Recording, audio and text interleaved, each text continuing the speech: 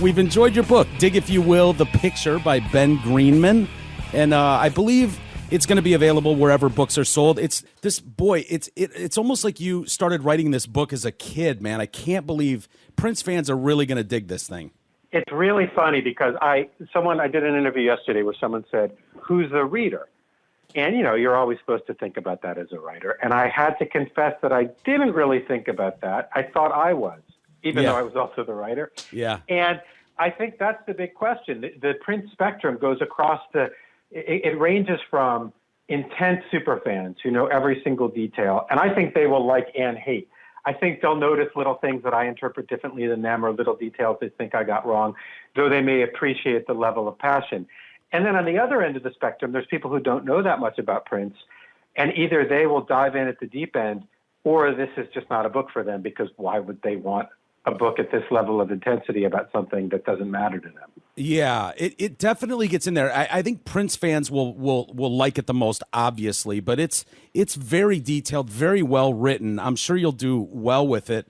I don't know how old you are, Ben, but how old were you when you got into Prince?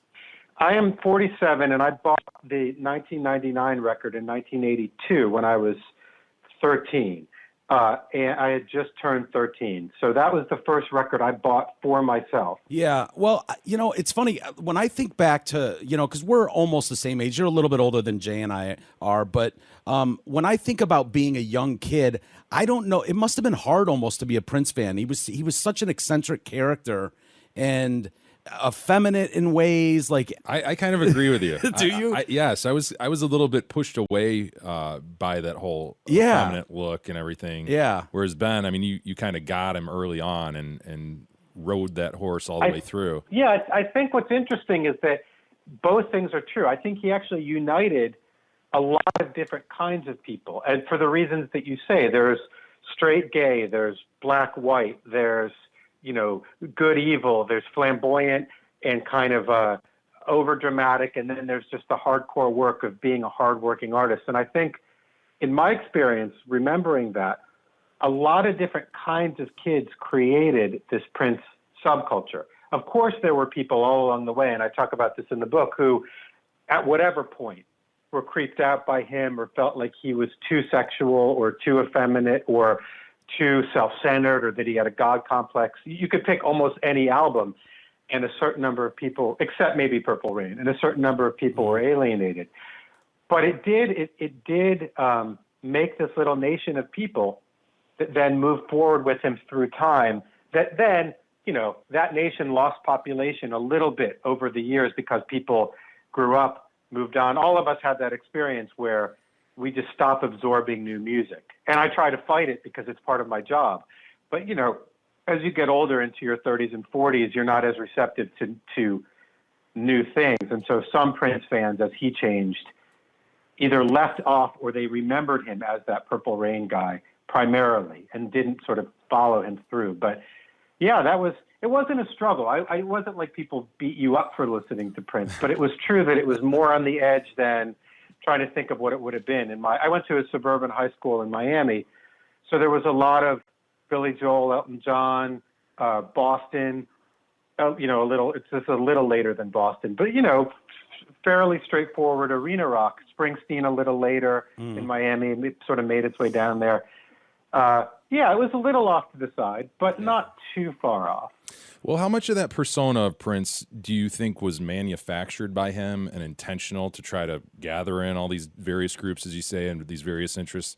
And how much of it was truly genuine, do you think? I think it's a hard question to answer, if only because I think from everything that I've learned, he was a very shy person, although also a great performer.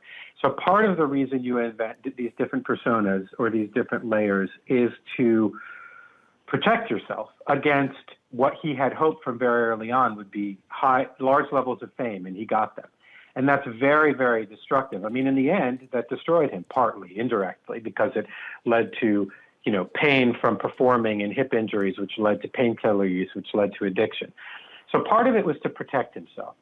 I think part of it, weirdly, was a very designed approach, and this is what I kind of explore in the book, to certain ideas, thinking that within any of us, we have all these different elements. We're partly rule followers and partly rebels. We're partly masculine and partly feminine. Every human being, as they grow, takes in all these different layers of complexity. So, yeah, I think it is designed. I mean, I think he was very calculating. And I guess the clearest way is very early on when he was sort of this punk funk rebel, and he would wear, high socks or boots and black underwear and a trench coat.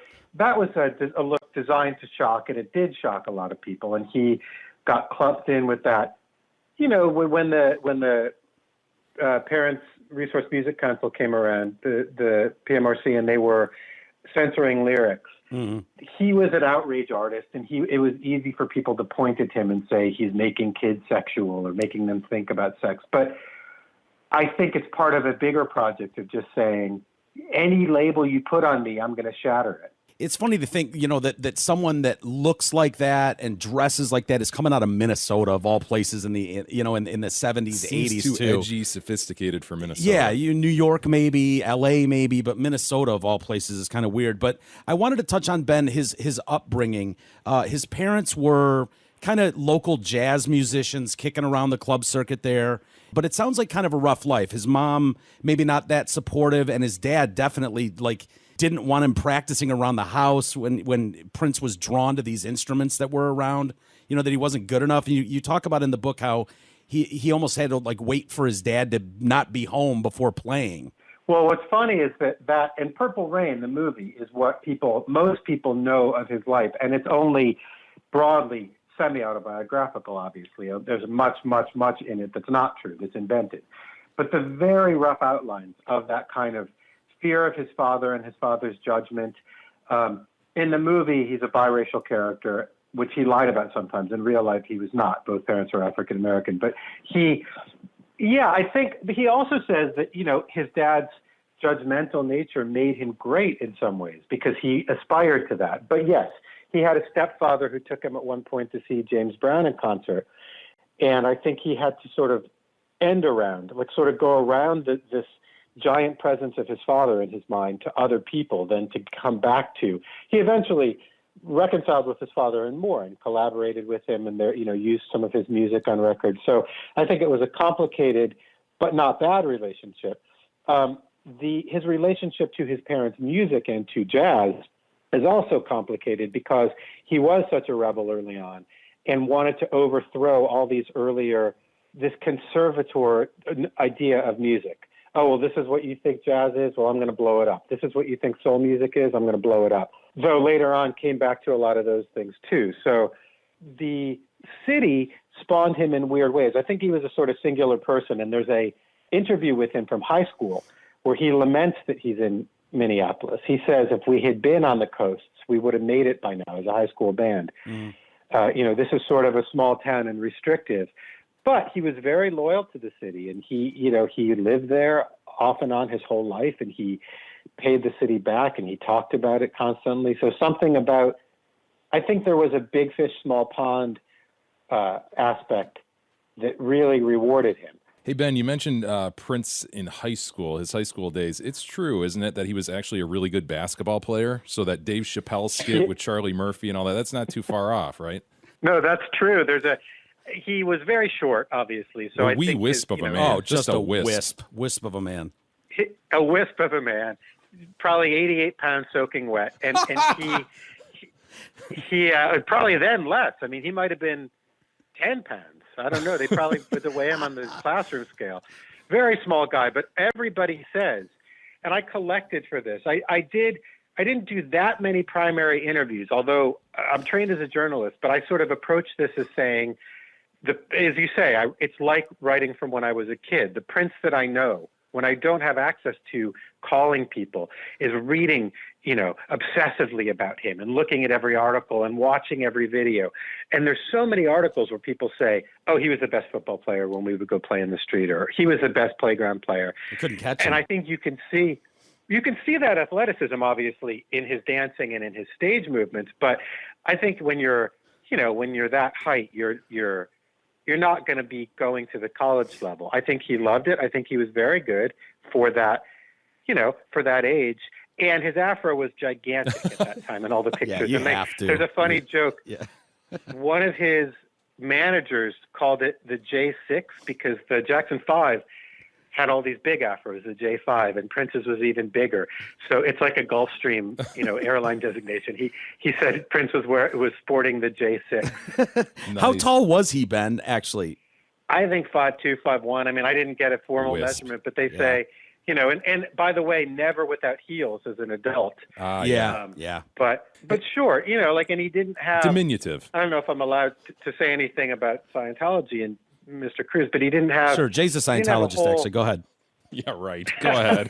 Go ahead. Yeah, you can say anything, though. It's funny when you look at, there was this scandal last week, an internet meme about Prince Charles and Lady Di and how they were the same height. But if you look at all the pictures, Prince Charles was 4 inches taller because obviously if you're the British royal family, you get Lady Di to stand in a hole or you put Prince Charles on a box. And with Prince, a lot of these co-stars were very short women too, but even then, he needed the heels. And that's, I didn't explore this too much in the book, although it's sort of there, but that Napoleon complex little boss thing, I'm sure is part of his incredible will to control everything around him. Well, it's interesting you say that because I found it fascinating reading about one of the guys early in his life. Is it Owen Husney? Yeah, he's the manager. Yeah, he was a manager, and he's doing one of these things where he's shopping labels for Prince early on, and Prince has got these demands where it's like, I want to do everything. I want to do all the producing myself. I don't need your help. And they're like, who the hell is this 18-year-old kid? And they bring him in, and he starts playing all the instruments just to see what he can do. And obviously he did well. So he definitely had some sort of confidence at least. I tried to think about pretty hard in a sort of, social science, Malcolm Gladwell-y way about what that was, how a person, because not only was he incredibly confident and incredibly driven, but he was incredibly prolific. So the filter that a normal person might have, let's say you're a painter and you do a painting and you think, that's not that good. I won't hang that in the gallery today. That wasn't how he was. He didn't release everything. Actually, there are thousands of songs that he had in his vault, but he was not shy about getting things out, working quickly, showing people what he could do. And I don't know exactly how that happened, but it was there from very early on. He liked to I think, be an expert and show off and control things. And there's a darker dimension to this too, obviously, through his career, where it verges on distrust of others. And he, everybody was happy to work with him because he was such an inspirational figure. But he also cut people out of credit at times or said to people, you can be in the band, but I'm going to take credit for this song that you brought to me. I'm going to say I did it, because saying produced, arranged, composed, and performed by Prince on the album credit was a very important thing. I remember as a kid just how you were drawn to that idea that this is like a one-man factory, as opposed to like Lennon McCartney, where you get a pretty stable idea of the two people, which is fake too, because Paul would bring songs and John would bring songs. And then certainly later on in the Beatles, they just called them Lennon and McCartney because that was the brand. Mm. The Prince as that single figure was so important as a young writer, because as a writer, you don't need other people. I mean, I don't need to wait for someone to produce it or, to come in and engineer. So it was in a weird way, very inspirational. And I think that there was an element where he was sort of a jerk to people and an element where he was a huge inspiration. And that was there. That personality was there from pretty early on. Yeah, you mentioned this failure to credit people. I think it was the song "Kiss" that you primarily focus on. How prevalent was that? That's really troubling to me. This notion that he's not crediting people properly, or shoving them out of the side, or giving them something else meaningless in exchange. It never rose to the level of any. And occasionally people would go away with hurt feelings, but I think the understanding always was that he's running the studio, he's writing the songs. In the case of Kiss, it's a song he wrote, and then he had an engineer. He brought it in for another group, this group, The Family. And he said, here, this is for you guys. And it was sort of a slow, bluesier song, acoustic guitar based. And the engineer tricked it up into what we now know. He gating the percussion and doing that scraping sound and reimagining it for this other group. Prince came in, liked what he heard, took it back. It's not a lack of credit so much, because there is an engineering credit. And the record industry in general, like any industry, like the movie industry, is extremely Byzantine in how these things get credited. You know, do you get story credit? Do you get script credit? If you bring the idea in, but you're not a named producer, do they pay you to go away in movies? So in music, this happens all the time. I don't think personally that Prince was any better or worse than anyone. I don't think he was a particularly villainous credit taker, and I think he actually did more than a lot of people. I think where it's tricky is that collaborators who worked with him always ran up against that idea that he had and that others had of him, which is that he was a one-man show. So, but he did credit people. I mean, you can see in albums, you know, when he was working with bands through the 80s, they're always credited. He just would be coy about. There's one album where his credit that he took was, I think it says Prince whatever. So the idea was that he was doing everything that you don't see. And there are albums where he did do everything. So he was capable. Sometimes he would like a drummer sound better and use that drummer. He didn't play horns, so he would obviously need to bring in a brass section or a string section. But yeah, I don't think he was worse. I think that's sort of the superstar prerogative in a way. I'm sure there are people who were angered by it, but it doesn't seem to be an egregious case of credit stealing.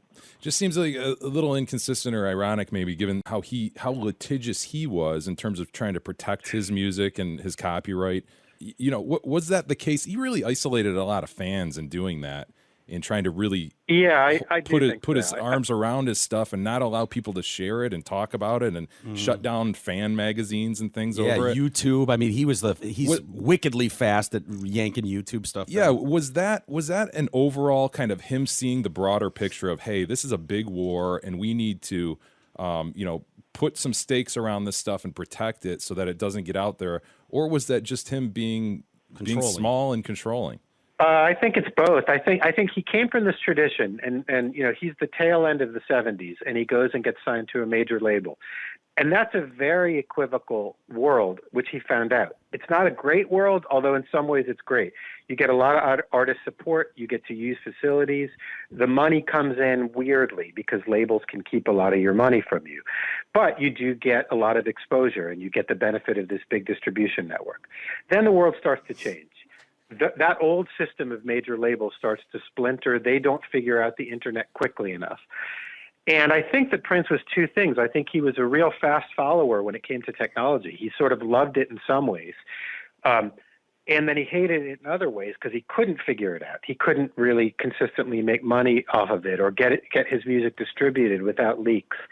There are a number of funny cases, like when he tried to stop his live performance at Coachella of Radiohead's Creep.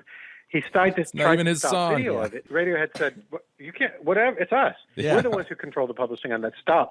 You know, he was an old school guy. He liked going and buying the Stevie Wonder record and unwrapping it and looking at the liner notes in that big format. And I think even cassettes and CDs bugged those people because they seemed cheaper and smaller and less real. And then certainly streaming, which doesn't seem real at all. Who owns it? Just coming to you through, and you know, toward the end of his life, he cut this pretty substantial deal with Tidal, and it seemed to be working for him. And then, of course, he died, and we don't know where it would have led. Mm-hmm. Well, the control freak almost nature of Prince comes through multiple times in your book, and one of the times it was really kind of funny was Weird Al Yankovic, and they're going to be seated in the same row of, I don't know what it was, the music awards or something. And, you know, Weird Al gets a telegram that he's not supposed to look at Prince when they're in that same aisle together. Awesome. And it's just hilarious. It's like he's going to control who Weird Al's allowed to look at in that instance. Well, to have your people, and I think other people got that note as well. And Weird Al has said, as he's gone through it, which I don't have in the book because he didn't know, that other people also got it. It's sort of a baller move to send out advance notice to other celebrities saying, don't look at him. That's kind of funny. Now, the other thing is, celebrity is comedy at some level. Now, I don't know that it's all the same kind of comedy. I think, you know, if you're Weird Al and you're this sort of lighthearted parodist, but I do think that Prince, it's underrated the degree to which he probably thought these things were funny, even when he was doing things that seemed to other people off-putting or weird. Because it is weird. Why is everyone looking at you all of a sudden and listening to you? Why do people care? One of the weird things about this book is that I found out a lot of things about him that were tricky in terms of his, he died of a drug overdose. People didn't know. He was very anti-drug all of his life. I did not put into this book some things that I found out that would fall under the category of, let's say, character, or because I don't think it's my business. I think he's allowed a private life. And the tricky thing in writing a book like this, or any celebrity book, I care about the work. I care about the person to the degree that it affects the work. But he deserves his personal life, and it's not my business at all. Anyone does. And so it's not a tell-all in that way. So the Weird Al thing that's funny is I just think that's a miscalculation on Prince's part. I think Michael Jackson showed us all that when you pretended to have a sense of humor about your own work, I don't know if Michael Jackson really did. He seems like he was incredibly controlling and, pessimistic about other people's chances versus him as well. And he had a rivalry with Prince.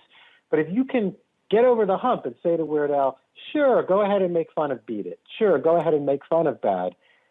You become beloved because people perceive you as someone who's not a control freak and this kind of, guarded Howard Hughes-like recluse holed up in your house, cutting, saving your toenail clippings in jars. And so I think that in the end, I don't know. I mean, Prince eventually was funny. He put the picture of Chappelle dressed up as him on a single.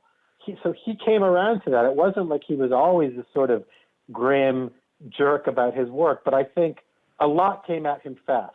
Unlike Michael Jackson, who had been famous since he was a kid. If you're Prince from 1982 to 1985, that's a lot to suddenly get thrown into your face. And if you're sane at all, I think the instinct is to back off and batten down the hatches and not let anyone in. And I think that may have been what was happening then. Hey, you mentioned Michael Jackson. How did the presence of Michael Jackson on the pop scene impact Prince's work? If you were, I'll start by saying a black male artist, but then you can go out from there to say a male artist or an artist or a human. I think Michael Jackson's shadow just loomed large over everything. And it may be hard for people who are younger than us to remember. They see the numbers, how many Thrillers sold, but just to remember the unbelievable size of his presence in pop culture, just the ever-presence and the force and the talent. And I say a couple times, I think for me, I know Michael Jackson was a better singer than Prince. Doesn't mean he wasn't a better musician. He's a different kind of performer. But to have that be your comp at some point. So the book opens with Prince coming out, emerging as an artist, and Michael Jackson's about to release Off the Wall. Well, if you're a young artist trying to make your bones, and the guy who's sort of your age and sort of your level, although he'd been in the Jackson 5, so he was already way past where Prince even imagined. He was a mega star before Prince recorded a song. But then you come in, they're born the same year, they're relatively the same age, you're getting ready to emerge as a recording artist, and Michael Jackson's like, yeah, I got this album coming out too. Maybe you'll like it. It's called Off the Wall. And then it just dominates and that's not even his biggest record. That's a massive record that did everything. And that's not even the one that was the biggest. So, yes, I think it was an immense issue. Prince downplayed the rivalry, but you can see little strains of it. And Bad was originally intended, or at least shopped around, as a duet between the two of them. Oh, nice. And they never collaborated, did they, the two of them? No, Prince collaborated with Madonna on this song called Love Song, which is a sort of indifferent-ish song. It's okay. But no, and he says in an interview with Chris Rock, he says, the first line of the song is, "Your butt is mine." And he says, I always get this backwards, even though I got it right in the book. I think he says, Prince says to Chris Rock, he wasn't going to say that to me, and I sure as hell wasn't going to say that to him, or the other way around. I wasn't going to say that to him, and he sure as hell wasn't going to say that to me. So there was light mockery and rivalry, and supposedly Michael Jackson said a number of unkindish things about Prince over the years, that he was nasty and a different image. Michael Jackson's image, at least, was clean cut and up to a point. Squeaky. Then he was really angry and later. Up to a point. We don't know the point. Settlements happened. I don't know what I literally don't know what happened, and so I can't say. But yes, obviously there was more to the image for both of them. Well, growing up, we all remember, and you touched on it briefly, Ben, the PMRC, which is the Parents Music Resource Center, headed by Tipper Gore. I had no idea that started with Tipper Gore and Al Gore's daughter picking up one of Prince's albums and hearing the lyrics and being so offended that their 11-year-old daughter was listening to his music. Yeah, and what's funny is that at that time we all remember the hearings, and we remember the weirdness of the people they brought in, the Dee Snider and Frank Zappa, and Frank Zappa, a very smart guy and a guy who in his own way was a sort of philosopher of politics and music, schooling them, and they were a little bit out of their depth, the committee. But yeah, it starts with Darlene Nikki with Purple Rain. There's a song on there where Prince mentions masturbation, and it was at the time shocking.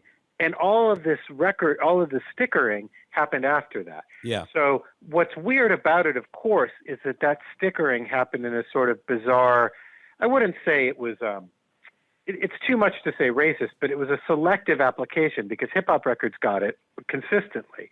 And other records that had maybe other kinds of objectionable content didn't. So it became a way, that parental advisory became a way of saying effectively, this is a hip-hop record at some point. And then people played with it and used it to their advantage. Different artists, obviously, controversy sells. Not the Prince album controversy, but the idea of controversy. So people started to use it to their advantage. And Prince himself, sex and being sexually explicit was an important part of his music for a very long time until he became a devout Jehovah's Witness, and then he kind of ramped it back a little bit. So how he played with that, I think he thought it was kind of silly to put handcuffs on pop art. If you don't like it, don't buy it. Monitor your own kids. If you're offended by it, just don't let the kids get it. Well, it's an impossible thing to judge. I mean, who's going to be the overall say of what someone finds offensive or not? It's just a ridiculous argument. What's offensive to me might not be offensive to you. So okay, so what? We eliminate this? It's no. You establish what's offensive to Tipper Gore and go with that. Yeah, right. And late in his career, though, what's funny is that Prince became offensive to Prince. He when he became a devout Jehovah's Witness, he renounced some of the earlier sexually explicit material, and he would perform it with sort of, when they show Snakes on a Plane on TV, there's one line where they say, I think he says, we have to get these monkey fighting snakes off this Monday to Friday plane. I think that's the monkey fighting in Monday to Friday. That's not what I remember, but sure. Right. That's a profanity that I don't know if I could say it in this podcast. Yeah, of course you can. You can say it on the radio. Yes, you can say anything you want. Really? I can say it? Yeah, hell yeah. Instead of saying we have to get these motherfucking snakes off this motherfucking plane, he says these monkey fighting snakes off the Monday to Friday plane, and they had him dub that for TV. Yeah. A ridiculous, nonsensical line. A great line, I should say, monkey fighting snakes. So Prince later on would sometimes perform those earlier songs, and he would censor them like that, change the lyrics, and it's very weird sometimes to hear them in concert. But yeah, I mean, as you say, it's a big project that he's pursuing, talking about men and women and sex and love and God and the devil, sometimes required that sort of explicit material. And I don't know, I haven't seen, and I didn't look for, maybe I should have, a 20-year later interview with Tipper Gore where somebody said to her, would you have done, all else being equal, would you have done, knowing what you know now, you really think that was smart? Like, couldn't you just have I don't know. Well, they all have to have a program, that they push and this and that. Hey, you mentioned Prince as a Jehovah's Witness. It's true, is it not, that he went door to door? Yeah, there's a great story. That's awesome. Again, it's incredible. This is taken from. So there's other people who are writing Prince books now who've gotten in touch with me, obviously, as my book is coming out. And some of them did much more research than I did, and I would say better, although I think in some cases it ruins good stories. Like there's a part that I quote where he's doing a film when he's in high school, and he plays like a cool guy he's competing with a girl for the affection of a jock. And in his high school newspaper, it says they made the film. So there's a guy who's doing a book, a very good researcher, who tracked that guy down, and it turns out they actually didn't film footage.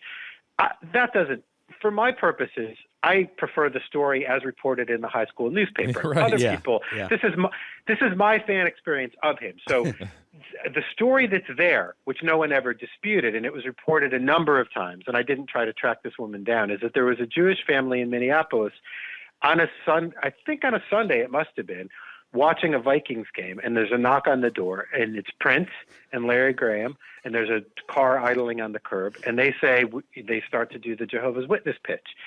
And the woman says politely, no, we're Jewish, first of all, and we're watching the game. You're welcome to come in. And he came in and had a glass of water, and he talked to them a little more, and they said, yeah, it's not our thing, but thank you so much. And he was very polite, super nice, and just left. And is that true? I hope so. It seems to be true. There's stories of Michael Jackson, actually, who was also a witness, going out, and one of his sisters said that he would wear it wasn't a Groucho nose, but Michael Jackson would wear like some kind of silly mask. Prince went in as Prince.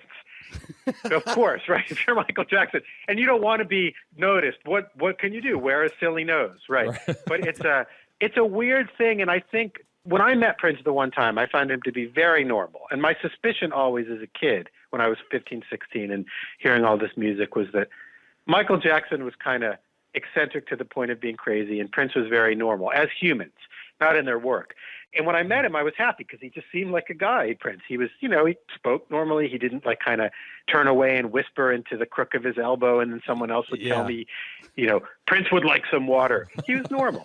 And so there are beliefs that he held that may have made him less normal over the years, but the Jehovah's Witness thing, the description of this scene, he was very normal. He was just a Jehovah's Witness. He wanted to preach his faith and this kind of thing. He was Brother Nelson, wasn't he? In those moments? He was Brother Nelson in those things. And Tavis Smiley has a story that he told that I quote in the book. Same thing. He's at a show, and he goes upstairs, and there's like a lounge area, and Prince just comes in and proselytizes, and Tavis Smiley's like, nope, not interested. Yeah. Prince brings Larry Graham back, and they talk for 45 minutes. So I guess it's sort of admirable. I actually think if you believe something and you want other people to see why you believe it, and you're not, you also have to be funny and normal and charming and take social cues and know that the person's hungry. If the person starts clutching their stomach and groaning, you don't keep them for another 50 minutes to tell them about your faith. But I found in all the research that he did that. He would talk to people. Well, it's hard to wrap your head around because it's like, if some Christian rock band Striper or something was out going door to door, you go, okay, whatever. But you think of Prince as this, you don't know if he's gay, you don't know if he's straight, is he transgender, he's wearing assless pants on TV, his music is so sexual, almost hedonistic, and then here he is, Brother Nelson, showing up at your doorstep with religious pamphlets. It's just like, I don't know, it's just funny. It's funny. It's a little bit mind-bending. Yeah. And so, yes, it's absolutely a mind bender, but it's also the kind of thing where you give people license to grow, and that's the way that he grew. Now, had he lived, would there have been another phase where he became a super sexual 60-year-old man and renounced his religion? I don't know. Yeah. Maybe. I mean, you never know. That artistic persona where he thought, look, I'm not going to do a situation where I box myself in ever. That's sort of what I think all the fans loved about him, and the contradictions and all those things are exactly what powered that. But yes, that is utterly a mind bender to have him show up at your door as religious Prince. Mm-hmm. Hey, Ben, you've mentioned a couple times Prince's drug use, which obviously ultimately was his demise. Tell us what your research shows in terms of his last weeks and how all that went down. From what I can tell, and again, that wasn't my focus, there's a book coming out by a guy named Alex Hahn who wrote a book called Possessed, which was a more comprehensively researched biography, tracking down every detail. Oh, he was in this classroom. No, it was the classroom next door, that kind of thing. And he did a great job. I know he's looking at that last year and the sort of specifics of the mounting drug use. My take on it, again, and what I wanted to limit myself to, was what was reported. And partly because it was sad. I mean, a lot of this book, all of the book, it was occasioned by his death, but motivated by his life. So I didn't feel like I wanted to go in and scoop out the tell-all. Now it can be told. With that said, I did hear some things, and then a lot of things were reported. So evidently, there was an opiate problem, obviously, and it became steadily worse. And the plane flight, a week before his death, is where the story really starts. There's a plane that's forced down in Chicago, and he reports it as a flu. Evidently, it was not a flu. It was an overdose, and he was administered a save shot to bring him back from overdose. Comes home, recuperates, is doing better, and then overdoses. And there's a lot of stories circulating. I was able to, I felt comfortable enough to report one about people trying to get him into rehab.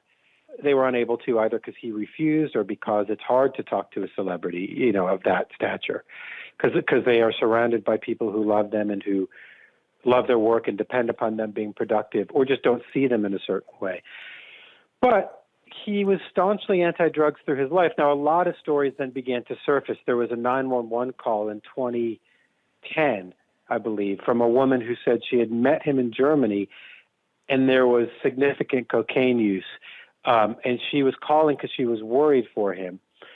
I don't know is the truth. And I sort of don't care. It's a weird thing to say, given that I just wrote a nonfiction book, but I don't, as a fan and a critic, I saw that theme move through his work in ways that were interesting, but I didn't, nor do I especially care about, being the person at the window and seeing what I think is the shadow of a silhouette bend its head down to a table and thinking, oh, that's Prince's shadow, and he's snorting a line of coke. That's not, those things can always happen. Hey, I wanted to mention, and it's not like I really have a question here, but I did want to mention, I love the part in the book where you referenced Prince going into the Hall of Fame. I believe it was 2004, George Harrison going in as well, and the Hall of Fame arranges this great all-star jam with Jeff Lynne and Tom Petty, Steve Winwood, George's Kid, and Prince, and they do that song, and I think Prince reached a new level. The guitar solo he does in that. Jay and I have watched it numerous times. While my guitar gently weeps. It's my favorite Prince moment, I'd say. Yeah, and I love that you mentioned in the book how, because Jay and I noticed this in the video, when that son of a bitch throws his guitar up at the end of that song, and you never see it come down. When I watched it, as you did that year, on TV for the first time, I thought it was like an editing trick, and I was looking for the feet of the roadie who had to catch it, or the magnetic ceiling, and I just didn't know how he did it. I'm sure someone's up there catching it. Steve Ferrone, the drummer, says in this, I quote him saying, "Yeah, I don't know where it went either. All of a sudden, it was in the air, and then it was gone." But, if David Copperfield can make the Statue of Liberty disappear, making a guitar disappear is not that hard. Yeah. But, yeah, I think what's really interesting about that moment, and I think you're absolutely right. There's a mainstream rock audience that was always, for the reasons you mentioned earlier, a little cagey about Prince fandom because of the way he dressed and the way he performed and the subject matter in the songs. And to go straight into a classic rock song like that, and there are other times, the Super Bowl halftime show is another one, where he's able to go full mainstream, no eccentricities. He went really, Foo Fighters. I can't believe he went so hard on the Foo Fighters. Fighters. Went Foo Fighters. They had covered "Darling Nikki," I think, on a B-side, so I think it was a clapback. But he to go full mainstream and then just burn the place down. Just to say like, oh, you might think of me as that little weirdo who dances on a tabletop in 6-inch heels. What's your favorite classic rock song? I'm going to own it. Yeah, well, it happened to me because I always had that thought like, you hit some pop songs, this and that. And I got to see Prince play at the Palace of Auburn Hills here a bunch of years ago. And it was honestly the best show I've ever been to. And I couldn't believe how good he was, how talented he was on the instruments he was playing. It blew me away. It's funny because the people who are on the more obsessive scale, this is for me at least, a big point of contention, because I've seen a bunch of concerts, and some of them, obviously it had to do with what mood he was in, what band he had, what album he was promoting. And there is that. I think Prince fans sometimes want exactly the opposite of what you say. They want the show where he's a little weirder, right? Because they want him to repay the Prince-ness of it. But obviously, as you go through a career, if you're Prince, 40 years of doing this, you have to speak to all those constituencies. And sometimes you just go out, you feel like going out there and being Clapton for the night, or being Mick plus Keith, or whatever the formula is. And sometimes you want to go out there and be the weirdo. So, he could play any size venue. I think that's the trick. The fans love the after shows because that's where he would stretch out and do, 80-minute jams or bring Miles Davis up. And so both of those things were able to proceed, and he was able to both speak to the weirdos and then speak to the mainstream. Well, Ben Greenman, thank you so much for the time, man. You've given us a lot of time today. We really appreciate it. The book is fascinating. Prince fans, even low-level Prince fans, will get a lot out of it. It's called Dig If You Will, The Picture. Again, it's by Ben Greenman, and thank you so much for the time, man. We appreciate it. Thanks a lot, Ben. Well, thank you. All right. Thanks a lot. Take Talk care, to you Ben. later. All right. Bye-bye. Okay, bye. Thanks for listening, and be sure to visit DetroitCast.com for all new episodes of the Detroit Cast with Mike and Jay.